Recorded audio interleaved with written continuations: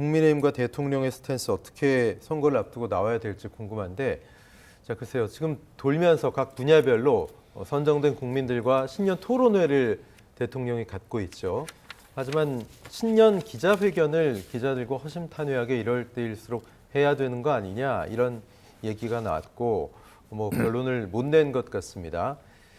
TV를 틀면 나오고 보도 통해서도 윤 대통령 매일 나오지만 신년 기자회견, 변호사님, 미국 대통령들 얘기하면서 수시로 만나야 된다 하시잖아요. 어떻게 보십니까? 제가 오늘 아침에 이 신문 뉴스들을 쭉 정리를 하다가요, 정말 화가 났어요. 네.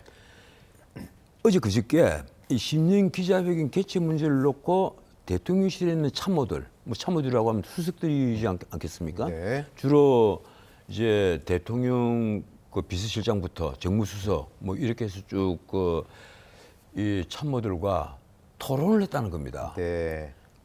예컨대 이 기자회견을 해야 되느냐 말아야 되느냐 하면 네. 어떤 형식을 해야만 할까? 그리고 그 안에 있는 내용을 쭉 읽어보니까 기자회견을 해서 무슨 부작용이 있을까 하는 그 표현까지 있어요. 네. 아니 세상에 대통령이 통치자가 자신이 의무예요. 기자회견을 하고 국민과 소통하는 것은 국민과 소통을 하는데 무슨 부작용이 있을까를 염려한다는 게 두려워한다는 거잖아요. 예, 그게 도대체 무슨 말이냐 말이에요. 예. 미국 대통령은 제가 늘 말씀드리지만 그게 한 2달에 3번 꼴입니다. 많이 네. 하는 분은 한 달에 한 2번 이상씩 하고, 그리고 적게 하는 분도 2달에 1번 꼴로는 꾸준히 해요. 네. 그리고 무슨 일이 있으면 늘 그 비서실장이 아니라 본인이 직접 기자실에 들어가서 늘 그 직접 브리핑을 하고 직접 질문을 받고 다 답변을 한단 말이에요. 예. 그런데 우리는 지금까지 과거에 대통령들이 1년에 1번 꼴로 기자회견을 합니다.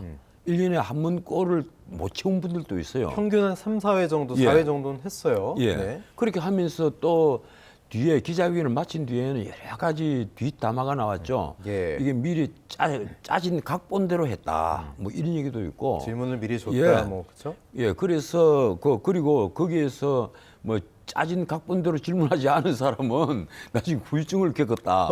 이런 얘기도 있었지 않습니까? 네. 그런데 왜 나는 우리 그 역대 통치자들이 이렇게 기자회견을 두려워하고 예. 기피하고 네. 또 그리고 이 기자회견을 그 뭐라고 할까 걱정하고 있는지 예. 난 이해를 못 하겠어요. 네. 아니 자기가 통치자인데 이 헬렌 토머스가 네. 이제 그런 얘기를 했지 않습니까? 이 미국 그 백악관에 가장 오랫동안 출입을 한 노 기자였는데 네. 94살까지 출입을 했죠.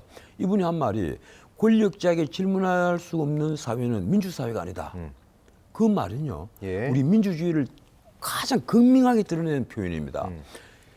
권력자에게 질문한다는 사회는 뭔가 하면 기자회견에서 네. 기자들이 대통령에게 마음 놓고 질문할 수 있는 그런 사회예요. 건강하게 소통이 작동하지 못하는 그렇죠. 거잖아요. 그 윤 대통령도 아마 당선인 시절에 그런 얘기를 했을 겁니다. 네. 기자들을 만나서 그 얘기하는 것은 그 국민과 소통하는 것이다. 본인도 네. 아마 그런 얘기를 한 게 있어요. 그런데 가만 보면 기자회견 지금까지 한 밖에 안 했습니다. 윤석열 대통령이 취임 100일 기자회견 딱 한 번 했거든요. 예. 그리고 도어 스태핑 또 2022년 11월 18일이죠. 그날을 끝으로 도어 스태핑도 더 하지 않습니다. 네. 그러면 본인도 얘기했지 않습니까? 이 도어 스태핑을 하면서 내가 이러려고 용산으로 옮겨왔다. 네. 이런 말씀을 하신 걸로 난 기억을 하는데, 만약에 도어 스태핑을 하지 않으려면 왜 용산으로 왔습니까?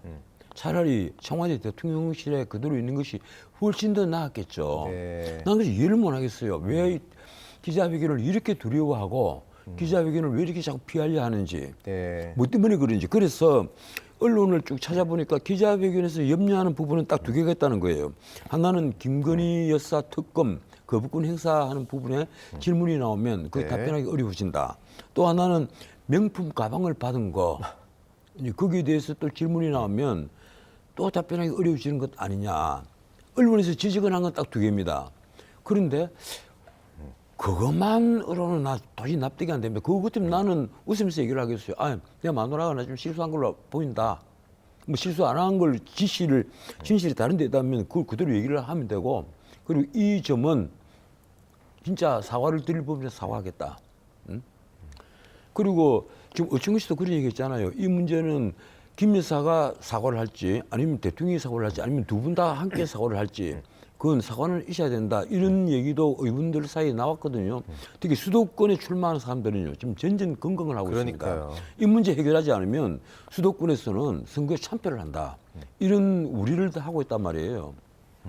그 제가 보기로는 윤 대통령이 기자회견을 피할 문제가 아니고 난 내 같으면 총선 전에 매달 하고 싶어요. 기자회견을. 한 달에 2번씩 해서 네. 아니 이 뭐 우리 그 후보자를 지지해달라 예. 이걸 하면 선거법 위반이 될 텐데 네네. 이런 얘기를 할 수 있겠죠. 네. 우리 집권 여당이 다수당이 되어야만 예. 내가 앞으로 계획을 할 수 있습니다. 이 얘기를 할 수 있잖아요. 예. 그렇게 해서 내가 꿈꾸고 있는 노동개혁 그리고 교육개혁, 연금개혁 이런 예. 계획을 빨리 해야 되겠다. 예. 이 얘기는 국민들에게 해야죠. 예. 왜 그런 기자회견을 못 합니까? 소통관 좀 예약해 드릴까요, 변호사님? 난 근데 정말 이해를 못 하는 게 북한이 지금 IRBM까지 쏘았단 말이에요. 또. 그랬죠. 그리고 그 IRBM이 그냥 IRBM이 아니라 고체 연료를 사용하는 IRBM입니다. 초음속 IRB. 예, 그래서 미국의 군사 전문가들도 이번에는 김정은이가 전쟁을 결심한 것 아니냐, 뭐 이런 얘기까지 하는 전문가들이 나왔어요. 네. 그런데도 대통령께서 이 국민들과 이 소통을 하는 것을 자꾸 멀리하면서 이 국민들의 불안을 네. 좀 씻어주는 그런 역할을 못 해주신다면 그건 좀 어려워지겠죠.